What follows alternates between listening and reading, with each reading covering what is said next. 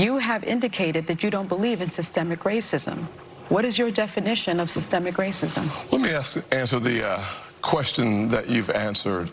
Or does it even exist in your mind? Let me answer the question this way. One of the things I think about, and one of the reasons why I'm on the show, is because of the comments that were made, frankly, on this show, that the only way for a young African-American kid to be successful in this country is to be the exception and not the rule. That is a dangerous, offensive, disgusting message to send to our young people today, that the only way to succeed is by being the exception.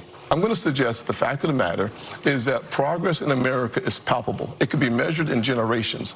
I look back at the fact that my grandfather, born in 1921 in Sally, South Carolina, when he was on a sidewalk, a white person was coming, he had to step off and not make eye contact. That man believed then, with some doubt now, in the goodness of America, because he believed that having faith in God, faith in himself, and faith in what the future could hold for his kids would unleash opportunities in ways that you cannot imagine. One of the reasons why I took the funding for HBCUs to the highest level in the history of the country, and then I helped make it permanent, is because I believe that education is the closest thing to magic in America. So I'm about making sure that our kids have as many opportunities to succeed as possible. And he's one of these guys who, you know, he's like Clarence Thomas, black Republican who believes in pulling yourself by your bootstraps, rather than, to me, understanding the systemic racism that African Americans face in this country and other minorities. He doesn't get it, neither does Clarence. Right. And that's why they're Republicans.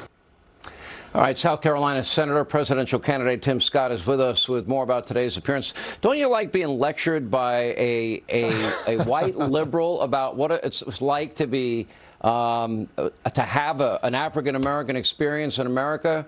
I've read your book. I've read Clarence Thomas's book. I know your life story. I know Clarence's life story.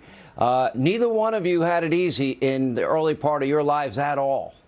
Plastic spoons, not silver spoons. But more importantly, Sean, you hit the nail on the head. Can you imagine an extreme liberal, an elitist, telling me how to be a black man in America when she's a white lady who dresses up in blackface? I can't believe the hypocrisy that comes out of that show sometimes. It is the height of hypocrisy to suggest that I'm the exception when, in fact, their policy positions as the radical left creates a rule that simply says that in order for us to be successful, you have to go to a failing school.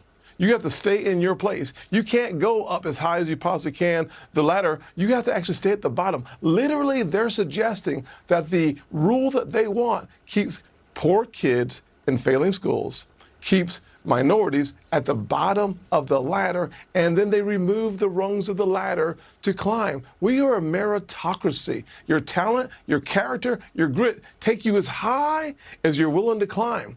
But according to their policies, they take the first three rungs of the ladder out.